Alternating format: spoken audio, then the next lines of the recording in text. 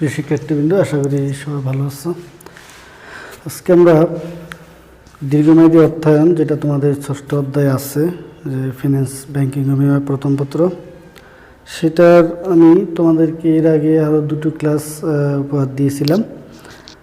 তো দুটো লেকচার থেকে তোমরা বন্ডের যে ভ্যালুয়েশন সে সম্পর্কে তোমরা একটা ধারণা পেয়েছো।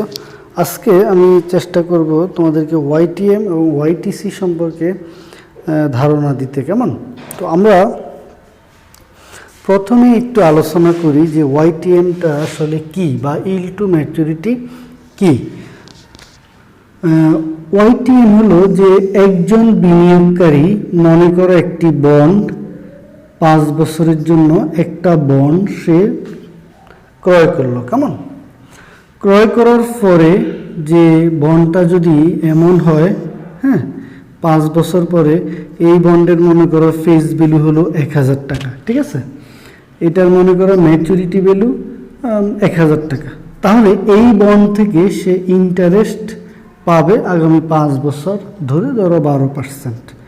তাহলে ওয়াইটিএম হলো ইল্ড, মানে হলো অর্জন, আয়ের হার, টু ম্যাচুরিটি, মেয়াদপূর্তিতে বন্ডের আয়ের হার হলো একজন বিনিয়োগকারী যদি 5 বছর পর্যন্ত বন্ডটি তার কাছে রাখে, তাহলে সে কি পরিমাণ আয় করবে, এটাকেই বলা হয় ওয়াইটিএম, ইল্ড টু ম্যাচুরিটি। অর্থাৎ মেয়াদপূর্তি পর্যন্ত যদি একটা বন্ড সে ধরে রাখলে বন্ড থেকে, বন্ডের বৈশিষ্ট্য হলো যে অনেকগুলো বৈশিষ্ট্যের মধ্যে একটা প্রধান বৈশিষ্ট্য হলো যে কুপন বন্ডের মেয়াদপূর্তি পর্যন্ত বন্ডটা ধরে রাখলে সে এই বন্ড থেকে একটা নির্দিষ্ট পরিমাণে সে সুদ পাবে। তাহলে স্বাভাবিকভাবে প্রতিষ্ঠান তাকে একটা সুদ দিবে, এবং এই সুদ থেকে সে অরিজিনালি সে কী পরিমাণ আয় করলো সেটাই সে ওয়াইটিএম এর মাধ্যমে সে নির্ণয় করবে। তো আমরা এই অঙ্কটার মাধ্যমে আমরা চেষ্টা করব যে ওয়াইটিএম জিনিসটা কি সেটা সম্পর্কে একটু ধারণা নিতে, এবং সৃজনশীলের মধ্যে কিভাবে ওয়াইটিএমটাকে আমরা এখানে কমেন্ট দিব সেটাও আমরা এখানে দেখব। তোমরা দেখতে পাচ্ছ এখানে একটা ম্যাথ আছে। জনাব শফি তার 25টি বন্ড বিক্রয় করে 12% সুদে একটি ব্যাংকের স্থায়ী আমানতে বিনিয়োগের সিদ্ধান্ত নিয়েছেন। মানে তার কাছে 25টি বন্ড আছে, সে বন্ডগুলো বিক্রি করে ফেলবে। সে বন্ডগুলো বিক্রি করে সে ব্যাংকে স্থায়ী আমানত করবে, অর্থাৎ বন্ডগুলো থেকে সে আয় করছে কিন্তু বন্ডগুলো সে রাখবে না। সে কি করবে? এই বন্ডগুলো বিক্রি করে সে স্থায়ী আমানত অর্থাৎ ব্যাংকে ফিক্সড ডিপোজিট করবে। কেমন? অর্থাৎ সে যে ব্যাংকে যে ফিক্সড ডিপোজিট করবে সেটা সে 12% সুদ তাকে দিবে। আচ্ছা, প্রতিটি বন্ডের অভিহিত মূল্য, লিখিত মূল্য বা ফেস ভ্যালু 2500 টাকা। অর্থাৎ প্রতিটি বন্ডেরই ফেস ভ্যালু হলো 2500 টাকা। কেমন? 2500 টাকা তোমরা এখানে দেখতে পাচ্ছ, 2500 টাকা। বার্ষিক সুদের হার হলো 12%। সে যে বন্ডগুলা করেছিল সেই বন্ডগুলো থেকে সে সুদ পেত 12%, সে ব্যাংকের মধ্যে রাখবে সে 12%। আচ্ছা, মেয়াদ পূর্তিতে মেয়াদ হলো 12 বছর। ওকে, বন্ডগুলো তিনি প্রতিটি 2800 টাকায় বিক্রি করলেন। তার বন্ডগুলো সে বিক্রি করলো 2800 টাকা। আমরা যে জিনিসটা এখানে শিখব সেটা হলো বন্ডগুলোর মেয়াদ পূর্তিতে আয় হারের ভিত্তিতে বিনিয়োগ সিদ্ধান্ত। মানে সে যে বন্ডটা সে বিক্রি করে দিল সেই বন্ড থেকে সে 12% আয় করলো, এবং সে ওই বন্ড থেকে টাকাটা নিয়ে সে ব্যাংকের মধ্যে রাখলো, দেখতে পাচ্ছ সেখানেও সে 12%। তাহলে আমরা কিভাবে, তাহলে তো সে এখানে যে আয় করছে সেখানেও সে ব্যাংকেও সমান আয় করবে। তাহলে আমরা সিদ্ধান্তটা কিভাবে দিব? এক্ষেত্রে আমরা ওয়াইটিএম এর মাধ্যমে একটা সিদ্ধান্ত দিব। সে যে এখান থেকে গিয়ে বন্ডটা বিক্রি করে সেটা ব্যাংকের মধ্যে রাখলো, সেটা আমরা ওয়াইটিএম এর মাধ্যমে দেখব কিভাবে সেটা হবে। কেমন? তো এই পর্যায়ে আমরা ওয়াইটিএম এর সূত্রটা লিখব। ওয়াইটিএম সমান সমান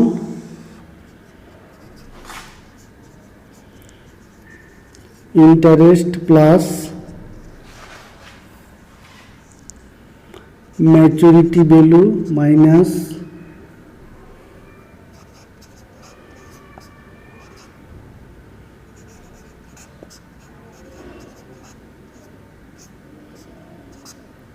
ঠিক আছে, আমরা সূত্রটা এখানে লিখলাম। তোমরা দেখতে পাচ্ছ সূত্রটা আমরা লিখে ফেলছি। আমরা এখানে দেখব যে এই তথ্যগুলা কিভাবে আমরা কাজ করে। তো এখানে দেখো ফেস ভ্যালু হলো যে বন্ড সে কিনবে, সেই বন্ডের ফেস ভ্যালু যেটাকে আমরা লিখিত মূল্য বলি সেটা হলো 2500 টাকা, মানে অভিহিত মূল্য যেটা দেওয়া আছে। ওকে, আর বন্ডের ম্যাচুরিটি ভ্যালু দেওয়া আছে হলো যে ম্যাচুরিটি ভ্যালু এখানে যেটা দেওয়া আছে সেটা হলো 2500 টাকা। কেমন? 2500 টাকা সেটা দেওয়া আছে। ওকে, আচ্ছা, তাহলে এখানে আরেকটা জিনিস হলো যে এই বন্ডের ইন্টারেস্ট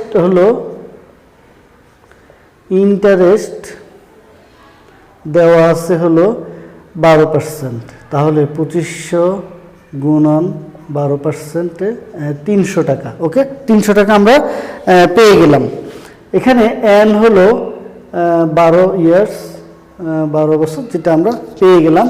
আমাদের আরেকটা জিনিস এখানে খেয়াল রাখতে হবে, আমাদের এখানে সেল ভ্যালু কত।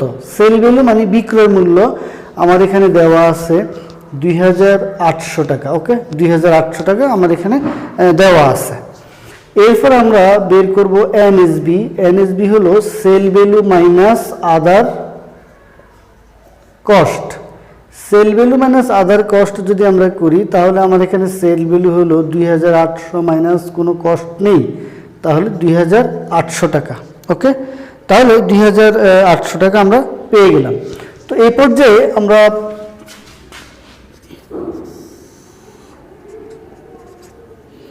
আমাদের এখানে ইন্টারেস্ট হলো 300 টাকা, ম্যাচুরিটি ভ্যালু হলো 2500 মাইনাস 2800 এন্ড হলো 12।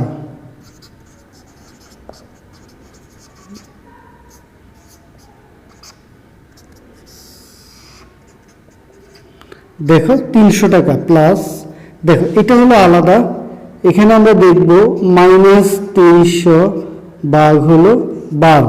ওকে, আর এখানে হলো 5300 ভাগ 2, তাহলে 300, আর এটা আমরা দেখব এখানে কত আসে। এটা আমরা দেখব এখানে আসে 300 প্লাস মাইনাসে মাইনাস, এটা হলো 25, আর এটা হলো 5200 হলো দেওয়া আছে 2650। ওকে, গুণন 100। তাহলে আমরা এখানে পেয়ে যাব 275 2650 গুণন 100, তাহলে যেটা হলো যে 10.38%। তো আমরা পেয়ে গেলাম যে ওয়াইটিএম হলো, তার মানে অর্থাৎ জনাব শফি তার 25টি বন্ড সে বিক্রি করে সে 12% যেহেতু ব্যাংকে সে রাখলো, কিন্তু সে যে ব্যাংকে রাখলো, সে যে সিদ্ধান্তটা নিল যে বিনিয়োগ করবে সে ব্যাংকের মধ্যেই, তাহলে সেটা ওয়াইটিএম এর মাধ্যমে আমি সিদ্ধান্তটা কিভাবে দিব। দেখো, কারণ এই বন্ড থেকেও তো সে 12% আয় করে, তাই না? তাহলে আমরা এখানে যে বিষয়টা দেখব সেই বিষয়টা হলো যে জনাব শফি খেয়াল রাখতে হবে যে অরিজিনালি সে আয় করছে কত। ওয়াইটিএম হলো সে তাকে প্রতিষ্ঠান 12% সুদ দিচ্ছে, কিন্তু সে অরিজিনালি এই বন্ড থেকে সে কি পরিমাণ আয় করছে। দেখো, সে আয় করলো 10.38%। তার মানে হলো যে সে যে সিদ্ধান্তটা নিয়েছে যে এই বন্ড বিক্রি করে দিয়ে সে টাকাটা ব্যাংকে রাখবে, তাহলে তার সিদ্ধান্তটা আমরা বলতে পারি যুক্তিক হয়েছে। কারণ হলো অরিজিনালি এই বন্ড থেকে সে আয় করবে হলো 10.38%। মনে রাখবা, সুদের হার এবং ওয়াইটিএম এক জিনিস না। সে এখান থেকে সুদ পেতে পারে, কিন্তু অরিজিনালি ফাইনালি গিয়ে সে এই বন্ড থেকে আয় করলো কত টাকা, সে এই বন্ড থেকে আয় করলো 10.38, কিন্তু এই বন্ড থেকে সে ব্যাংকে সুদ পাবে হলো 12%। তাহলে আমরা বলতে পারি যে জনাব শফি বন্ডগুলো বিক্রি না করলে, সে যদি বন্ডগুলো বিক্রি না করত, রেখে দিত, তাহলে সে আয় করতো 10.38%। কেমন?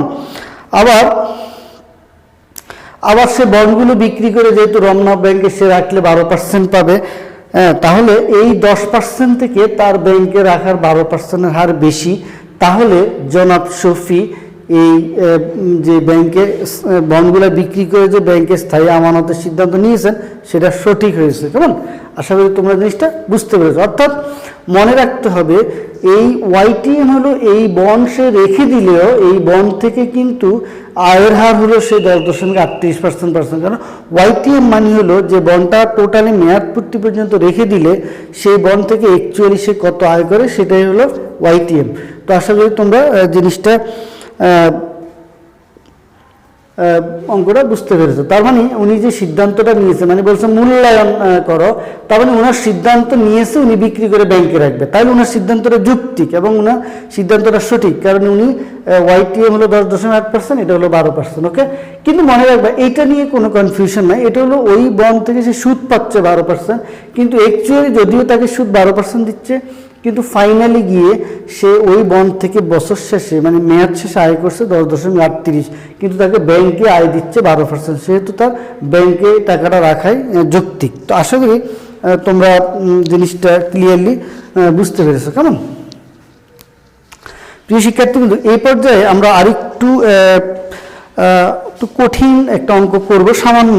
তো আশা করি তোমরা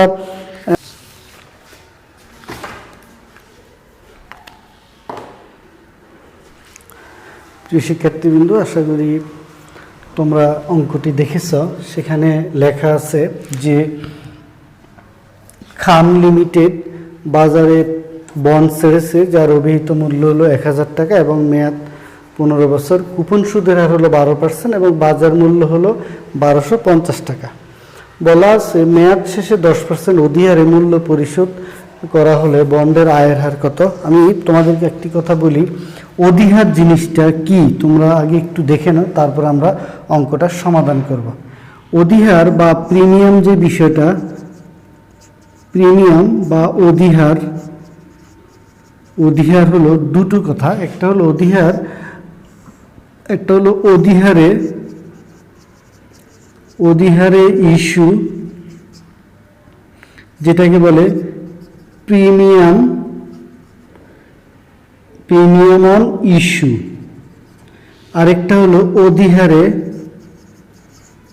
অধিহারে পরিশোধ, অর্থাৎ প্রিমিয়াম অন রিডিমেবল। অর্থাৎ খেয়াল রাখো, আমি যদি একটা বন্ড যখন ইস্যু করে, একটা বন্ড যখন ইস্যু আর হলো পরিশোধ, কেমন? পরিশোধ অধিহার। একটা বন্ড যখন একটা প্রতিষ্ঠান ইস্যু করে, মনে রাখবা এটা প্রতিষ্ঠান, এই ইস্যুটা প্রতিষ্ঠান গ্রহণ করে, প্রতিষ্ঠান পাবে, আর এটা হলো বিনিয়োগকারী পাবে। অর্থাৎ একটা বন্ড যখন নাকি প্রতিষ্ঠান ইস্যু করলে প্রতিষ্ঠান যখন ওই বন্ড থেকে অতিরিক্ত টাকা গ্রহণ করে তখন সেটাকে বলা হয় যে প্রিমিয়াম অন ইস্যু, অর্থাৎ এটা হবে প্রতিষ্ঠান গ্রহণ করে। কেমন? আরেকটা হলো অধিহারে পরিশোধ, প্রিমিয়াম অন রিডিমেবল, অর্থাৎ বিনিয়োগকারী যদি বন্ড ক্রয় করে, যেমন আমরা তাহলে বিনিয়োগকারী পাবে। ধরো একজন বিনিয়োগকারী যদি একটা বন্ড যদি 1000 টাকা দিয়ে সে ক্রয় করে, এই বন্ড ক্রয় করলে ম্যাচুরিটি ভ্যালু তাকে ধরো 1000 টাকায় দিবে, প্লাস পাশাপাশি তোমার প্রিমিয়াম অন রিডিমেবল কিছু টাকা বিনিয়োগকারীকে প্রতিষ্ঠান অতিরিক্ত দিবে, সেটাকে বলা হয় যে পরিশোধের অধিহার। তার মানে অধিহার দুই ধরনের, একটা হলো প্রতিষ্ঠান যখন ইস্যু করে, এটা হলো অধিহারে ইস্যু, একটা হলো প্রিমিয়াম অন রিডিমেবল যেটা প্রতিষ্ঠান বিনিয়োগকারীকে দেয়। যেহেতু এখানে একজন বিনিয়োগকারী হিসাব আমরা করছি, তাহলে একজন বিনিয়োগকারী এই রিডিমেবল ইস্যুটা গ্রহণ করবে। আশা করি তোমরা বুঝতে পারছো। তো আমি আশা করি তোমরা জিনিসটা ক্লিয়ার হয়েছে। এই পর্যায়ে আমরা এই অঙ্কটি করার চেষ্টা করব। সেখানে বলা আছে যে মেয়াদ শেষে 10% অধিহারে মূল্য পরিশোধ করা হলে বন্ডের মূল্য কত। তো তোমরা এখানে দেখো, আমরা অঙ্কটা করি। YTM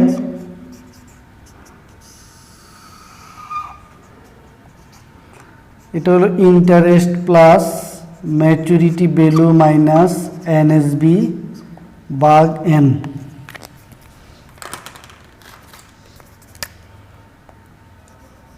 maturity value plus NSB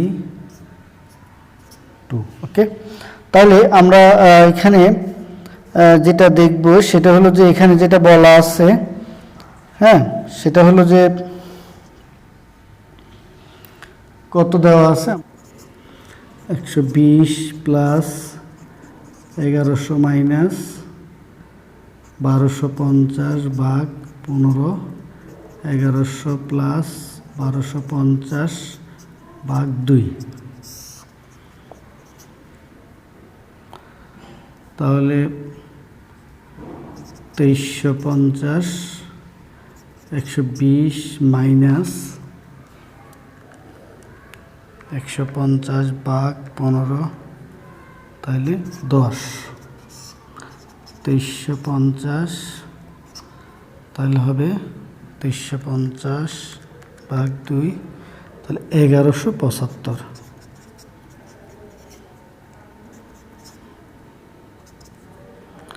একশো 10 ভাগ 1175 গুণন 100, দেখো 9.36%।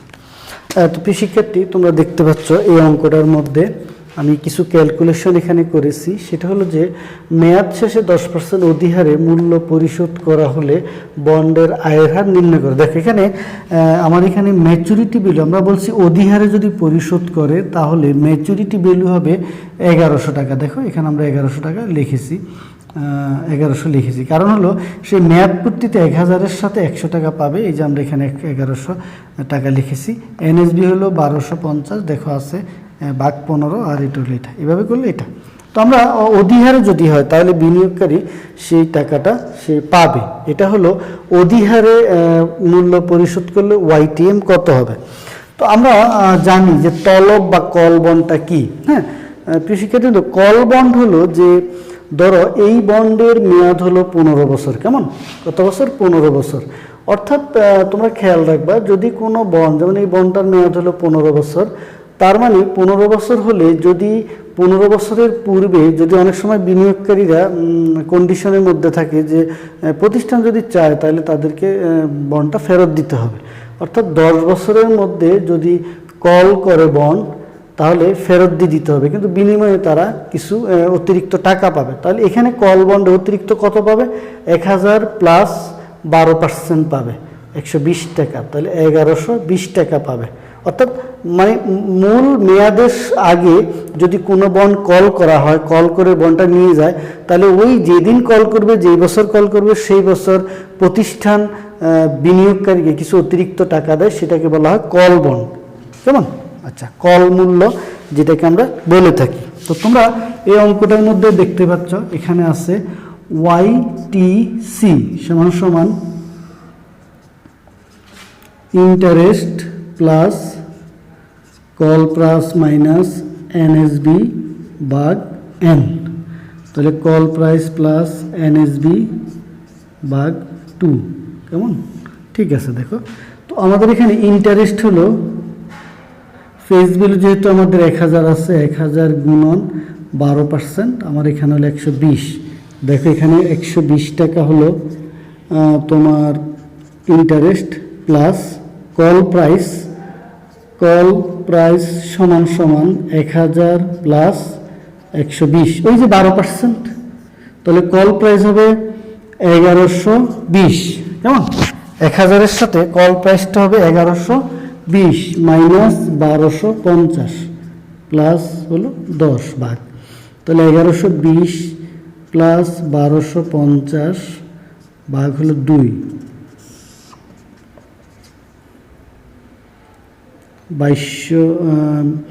2370 ভাগ হলো 2, আর এখানে হলো 120 প্লাস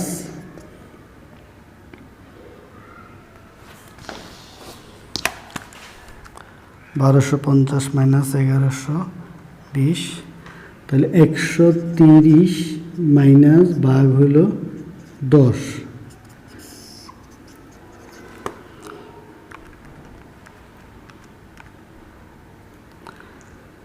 তো 1187.5, আর এটা হলো 120 মাইনাস 13।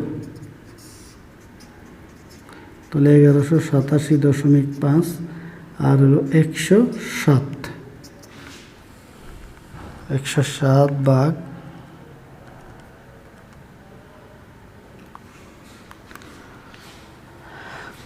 এটা হলো 9.01%। কেমন? 9.01%, 01 বা 01 হতে পারে বা 03 হতে পারে। তো আমরা প্রিয় শিক্ষার্থীবৃন্দ, আমরা দেখো এখানে একটা জিনিস লক্ষ্য করো যে কল বন্ডের যে বিষয়টা, সেই বিষয়টা হলো যে আমরা এখানে একটা বিষয় লক্ষ্য করো, অর্থাৎ এটা হলো ওয়াইটিএম, এটার মধ্যে মেয়াদ ছিল 15 বছর, কারণ ওয়াইটিএম এর বৈশিষ্ট্য হলো মেয়াদটা পূর্ণ থাকবে। আর এটা বলছে 10 বছর পরে বন্ডটি তলব করবে, বন্ডের মূল্য কিন্তু মেয়াদ কিন্তু 15 বছর। এই বন্ডটি যদি 10 বছর পূর্বে, মানে 10 বছর মেয়াদ শেষ হলে তলব করা হয়, তাহলে এটাকে বলে ওয়াইটিসি, ইল টু কল, অর্থাৎ যেটাকে আমরা বলি মেয়াদ পূর্তিতে বন্ড কল করাকে ইল টু কল বলা হয়, এটাকে ওয়াইটিসি। ওকে, আর এখানে সিপি দেখো তোমরা, এখানে আমরা যে জিনিসটা করলাম সেটা হলো যে ইন্টারেস্ট সবই ঠিক আছে। তো এখানে কল প্রাইসটা একটু গুরুত্বপূর্ণ। কল প্রাইসটা হলো দেখো সেখানে 1000 প্লাস 120 টাকা হলো, কারণ 1120, এটা খেয়াল করো। অর্থাৎ যখন বন্ডটি 10 বছর পরে কল করা হবে, সেই কলকৃত বন্ডটির, কেমন, কলকৃত বন্ডটির জন্য একটা মূল্য দিবে, এই যে, অর্থাৎ তার মানে বন্ড তো ফেস ভ্যালু তো 1000 টাকা আমার এখানে আছেই, সে 1000 টাকার অতিরিক্ত 12% দিবে তাকে, তাহলে কল প্রাইস হবে 1000 প্লাস 120, 1120 টাকা। তো এই ছিল আমার আজকের এই ক্লাস। তো আশা করি তোমরা বুঝতে পেরেছো। যদি কোনো সমস্যা থাকে তোমরা ইউটিউবের মাধ্যমে কমেন্ট করবা, আমি তোমাদেরকে আরও একটু ক্লিয়ার করে সুন্দর করে প্রয়োজন এখানে বুঝিয়ে দিব। তো এই পর্যন্ত সবাই ভালো থাকবা, সবার সুস্বাস্থ্য কামনা করে শেষ করছি। খোদা হাফেজ।